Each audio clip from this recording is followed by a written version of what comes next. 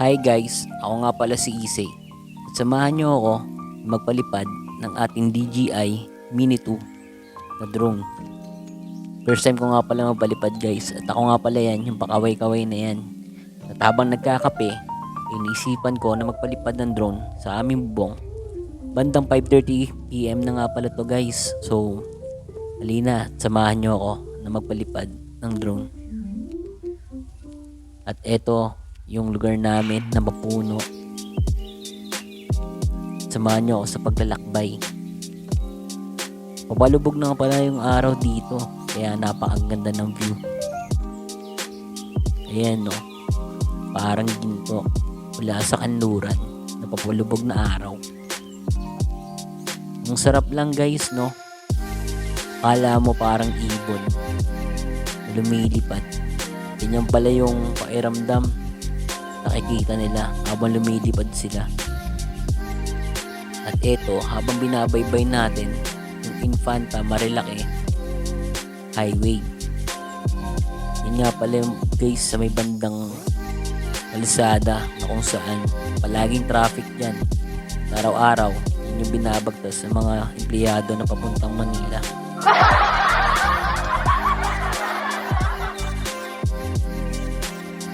Yun nga pala yung Kogyo Gate 1.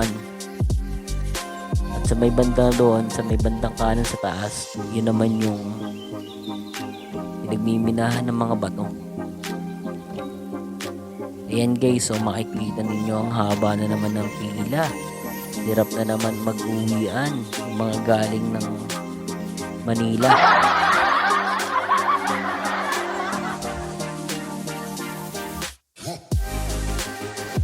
Grabe no, haba ng pila ba? Ayan, papasyal tayo ng ating drone. Ito pala yung aerial view ng lugar namin. Ang ganda ng papalubog na araw no.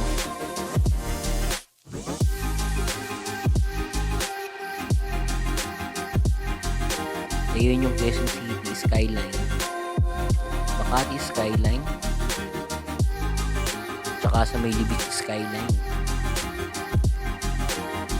Guys, ayun naman yung yung mga buildings na yan. Yan nga pala ako nag-aaral dati.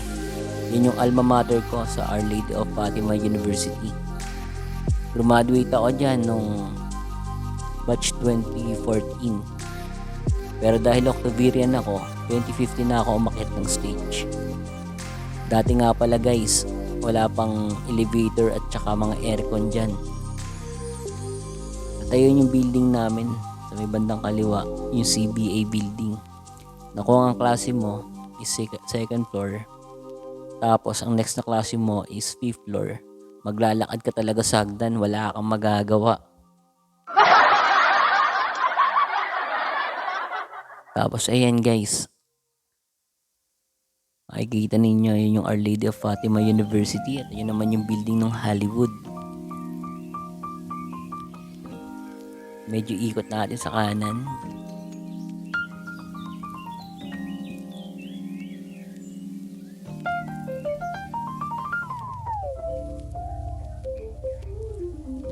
Dahil dyan, pabalik na tayo. Baka kasi mahulog yung drone kasi first time ko nga. Mahirap maghanap niyan. Malayo-layo na sa aming banda yan. Pero malapit lang din sa isang banda. Ang gulo no? Malayo tapos malapit. Hindi, ang punto ko, mabuti na yung nag-iingat kasi nga first time ko. Makikita natin dyan sa may bandang Kogyo Gate 1 yung mga bahay. Ang dami na rin pala naninirahan dito no? Dati konti lang yan sa pagkakatanda ko nung unang dating ko dito ng way back 2006. Pero ngayon 2024, marami na yung populasyon.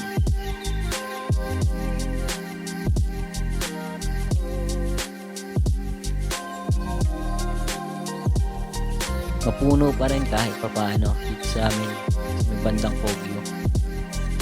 Unlike doon sa ibang lugar na wala ka na talaga halos makita ng mga puno.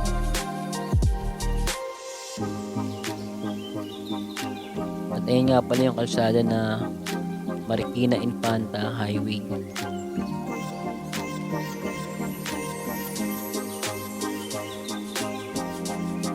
Diyan tuwing linggo dumadaan yung mga nagra-rides papuntang Marilac.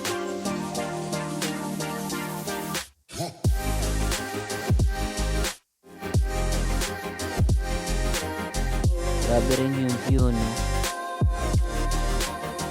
Nakakatuwa lang guys kasi siyempre hindi naman natin lagi nakikita na ganito yung lugar natin. Kaya ang laking tulong din talaga ng drone. Iniisip ko lang, ano kaya kung banggain ng ibon to ng kalapati?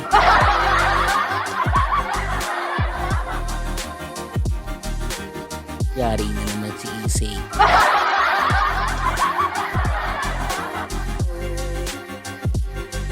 At ayun nga guys, unti pabalik na tayo.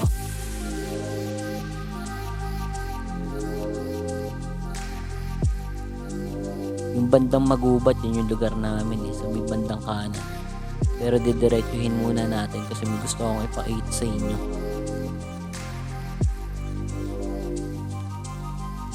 Yan nga pala yung Santo Rosario Memorial Park.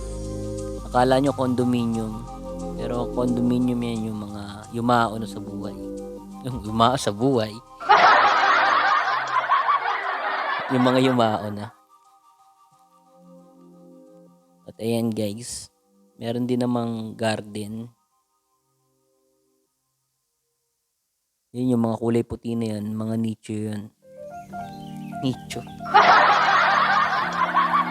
Ano bang tawag doon? Paki-comment na nga lang. Basta yun na yun. At ayan banda, so makikita nyo may malaking parang kalsada. Yan naman yung Kogyo Gate 2. Yan nga pala yung palengke namin guys.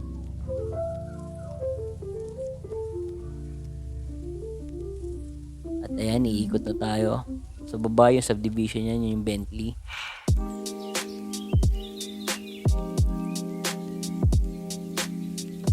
Ang ganda lang din talaga ng paglubog ng araw, no? Kaya saktong-sakto yung oras ng pagpapalipad natin ng drone.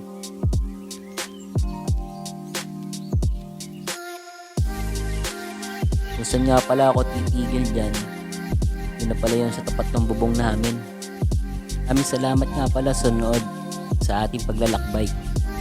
Hanggang dito na lang muna kasi malapit na akong malobat eh. Kaya hanggang susunod na lang ulit na upload. Pa-like and share na lang din guys. Maraming salamat po.